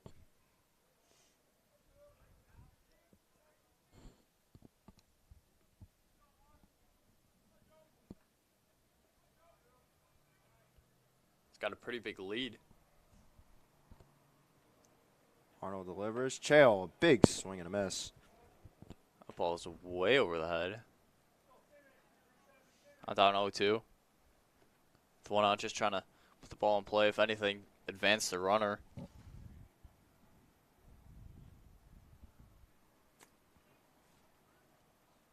Arnold comes set.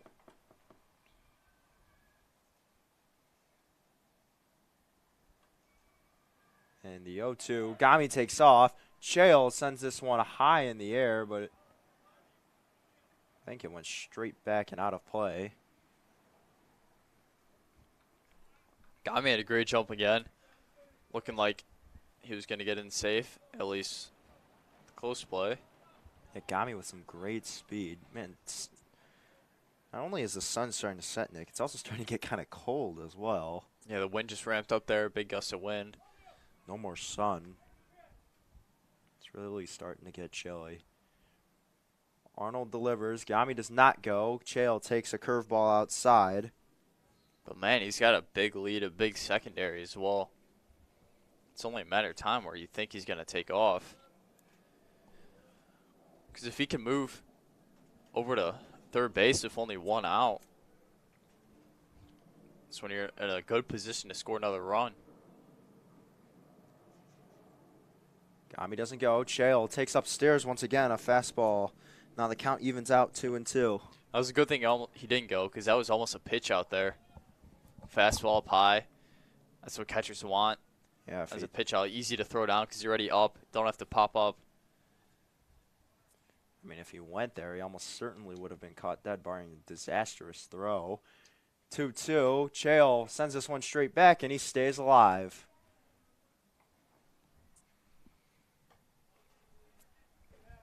Good at bat from Chael. Down early, 0-2. 2-2, still fighting. Fouling balls off.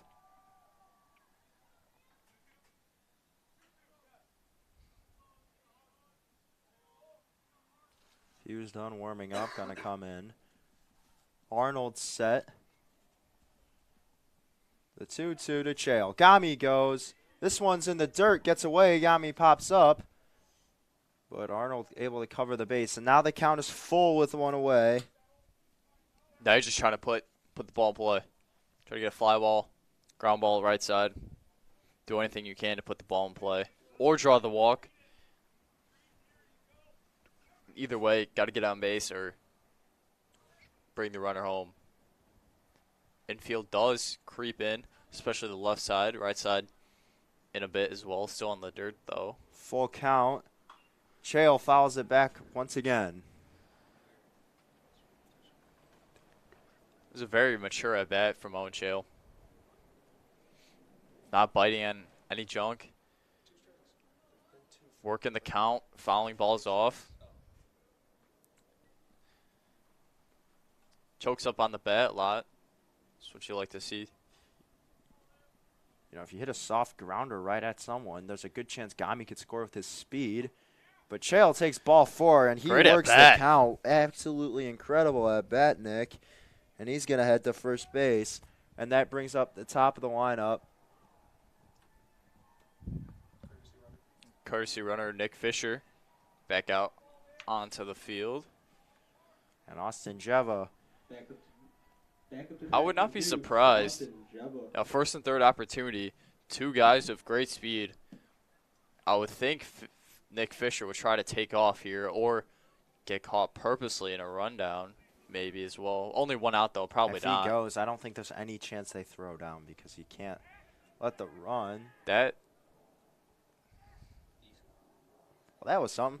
I thought that was illegal. So did I. I think that is illegal. I thought you I had, thought you to, had throw. to throw over. That's what I was told. But it's not going to matter as Jeva rips this one down the line. This could be extra bases. Walking in is Gami. Into second is Jeva. And into third is Fisher.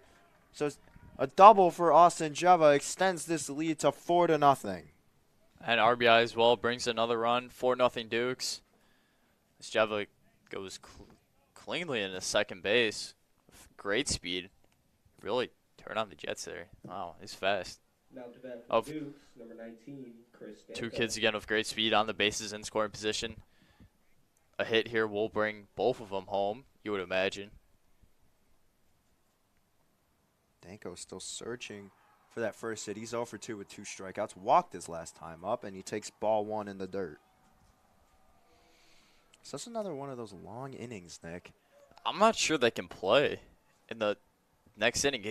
Even if they start it, it might get cut short. Like, they have to stop if the umpire rules it too late, too dark to play. Coach Kala, I don't necessarily think I'd be upset about not having to use Noah Hughes today. No, of course. I mean, you're up. Obviously, you want the game to save end. arms because of the games games wants later. the game to end.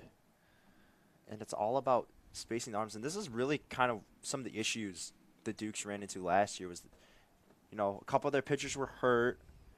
A lot of injuries, and then just lack of depth really hurt them when these injuries started to come out. Danko follows this one straight back at the umpire.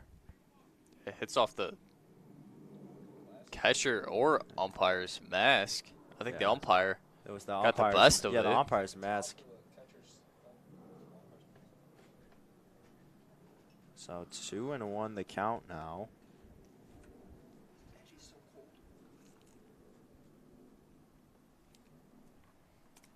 There's a quick chat. Let the umpire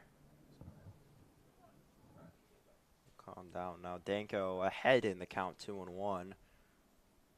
Have yet to see him make solid contact with the ball, much less put one in play. Looks at a curveball inside. 3-1. So Danko way ahead. Could be another bases loaded opportunity for Josh Fleming. You don't want to get too greedy, but I think if you're Danko, I think you can take a big swing at it if you really want. The pitch is good enough. And he does, and he drives this one into center field. This is going to be over the head of the center fielder, and that's going to score 2 runs. Standing up is Fisher, and his Jeva Danko is going to leg out a triple, and that's going to make it 6-0 in favor of the Dukes. Well, I mean, the center fielder just paused there. He thought the ball was going right to him, but with the wind, just carried it way out to the right field gap. I mean, he looked kind of frozen out there, and Danko, with his speed, obviously cleanly gets a stand-up triple. This could be it for Nelson. Or Arnold, I should say. Or potentially the game. I don't know. It's getting kind of dark out now. You really... Well, the only reason we're saying this is because there's no lights. Obviously, there's houses in the background, so the homes can't really do anything. It's not allowed for any Wait, lights. that's the rule? If there's homes behind the field, you Yeah, can't because have lights? because the lights are going into the homes. Really? Yeah. Okay, I did not know that. I just thought, Because they'll be behind and facing it out to the outfield. Yeah, that's why. Otherwise, I would have had lights. I thought we didn't have lights because we didn't have lights. No.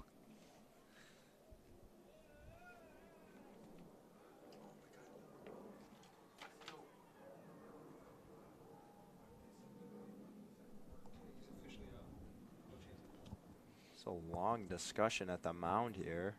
Coach does not look too happy. Obviously, I mean, down 6-0. Not kind of running his mouth. I don't know at who. Coach There seems to Fisher? be directed either Coach Fisher or the umpires. Not sure about what. If anything, more calls have gone against York's way. Now up to bat for the Dukes, number 12, Josh Fleming. Now Fleming steps I to think bat that, with yeah, Danko 90 feet away from scoring the 7th run of the game. Arnold gets set. Fleming takes the first pitch upstairs. and I think the zone has been pretty well consistent. I mean, he's obviously given the outside corner to these pitchers, but it's gone very much both ways. So, not sure what the problem is. The 1-0. It's a curveball dropped in there for ball 2. He's been calling that one all day. Not sure what looked different about that. But now 2-0 is the count. Arnold gets set. Fleming skies this one to right center field. Should That's be going playable. back. This one got a lot of carry. Danko's going to tag, and he'll score. So Fleming with the sac fly. Does his job, and Danko makes sure that he touched home plate. So Gotta double check, I guess. Fleming with the sac fly to right I field. still don't understand that call, man. Brings in Danko and makes it a 7-0 game. Now up to bat for the Dukes, Ryan Lazowski. Now Lazowski up to bat.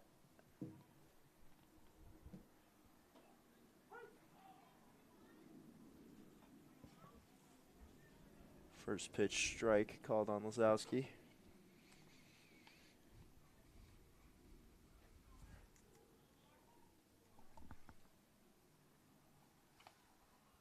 The 0-1.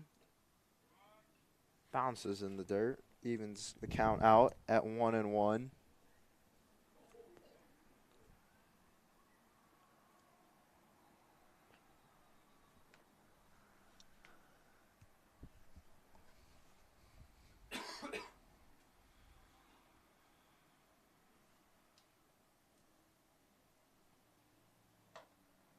Swan is upstairs.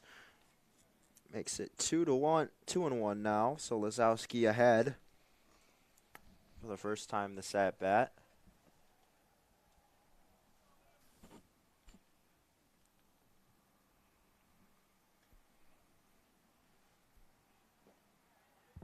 Three and one. Oh my goodness! So Arnold, after firing in a first pitch strike, has really lost all his control. Just a really long inning. I mean, we were talking about this being a quick inning and maybe Palatine could have another chance to come back, Almost batted around, just 3 batters away, but jeez. scoring 4 runs.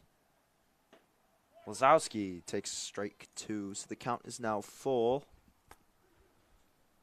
So I think that's a pitch he wants back. That was fastball right down the middle. I mean, 3-1 count. Probably not a take. Absolutely. 3-2, 2 outs. Bases empty. Lazowski takes Way ball high. 4 Oh way my. upstairs. Couldn't even get a He'll clip get of the catcher's Yeah, mitt. he'll get to first easily, and that's going to bring up Luke Pazinski. Now up to bat for the Dukes, number 23, Luke Pazinski. Another mound visit. Are they taking him out? This is the second of the inning. Game has been going on for Yep, and just about 2 hours. Yeah, they are taking him Over 2 hours. Just over 2 hours. It is now 7 o'clock.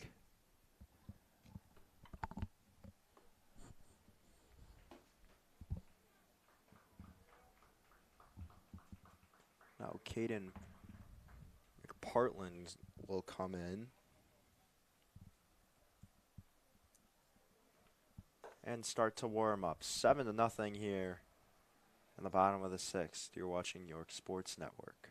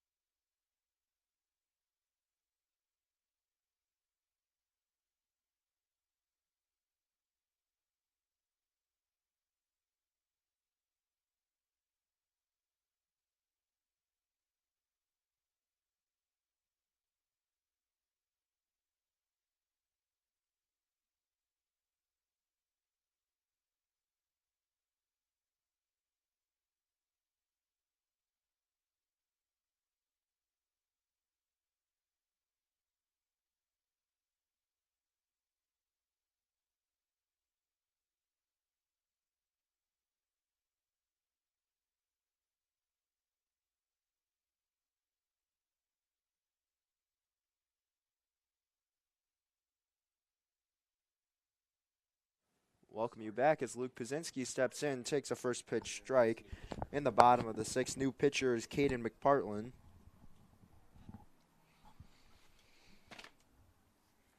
Dukes now have a 7-0 lead. There are 2 outs in the inning, but Lazowski on first and Pazinski calls time.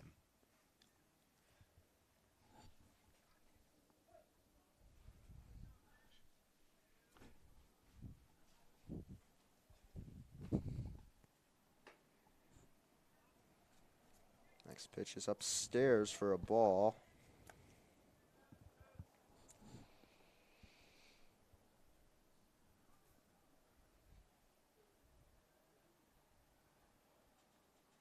So 1-1 the count. Lazowski at first.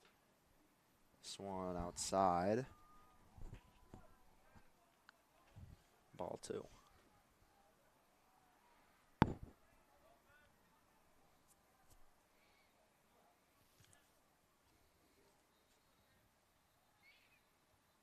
The 2-1 is upstairs. The back pick on Lazowski is not in time. So now 3-1 for Pazinski.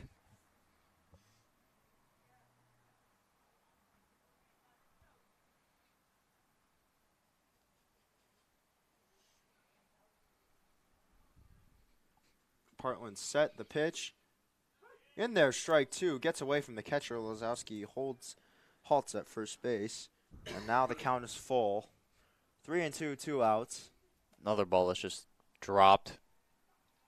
Quite a few of those from the Palatine backstop today. McPartland comes set. The 3-2.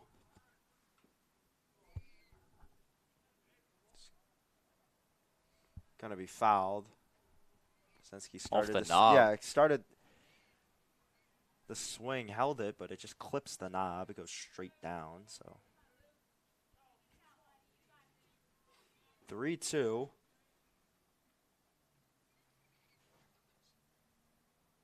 McPartland set. The pitch. Swing and a miss. He chased the upstairs fastball. And Pazinski down on strikes for the 3rd time today. And that's going to end the inning, and it will. Not yet. Not yet. I'm not sure how.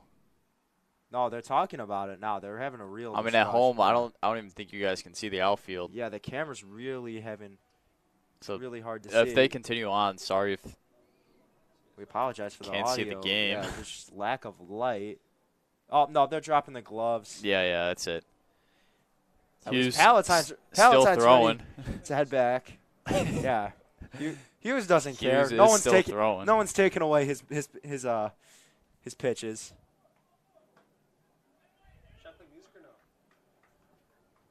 So that's going to do it. The Dukes win in an interesting 7-0 fashion. And Nick, who is your player of the game? Well, there are a lot of great players this game. I mean, Ryan Sloan's obviously 2 scoreless innings. Set the tone off right. Set the tone off right. Noah Hughes with 2 big hits. Drove in the first 2 runs of the game. Going 2 for 2 at the plate. And then almost came in to close out the game.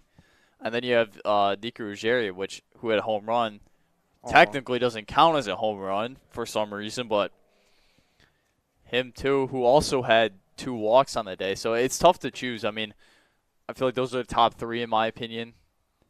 I think I'm going to go with Hughes. Just he really got the offense started, and he was really the first one who kind of cracked the code on Toby Peterson early in the game with that. When he ripped that double, they weren't able to score from it, but they got it back later with Hughes with a big-time base hit that scored 2. So I think Noah Hughes, player of the game. But 7-0 win for the Dukes. Good first game. Yeah, great first game over the Palatine Pirates. They face off against Glenbard East tomorrow in Joliet at Dooley Health and Care Field. It'll be Ryan Sloan with a second start of the season taking on Conrad Toth from Glenbard East. So Dukes looking to get their second win of the season. 7-0 win. Connor Choi and Nick Gurgone. You were watching York Sports Network. We thank you and have a good night.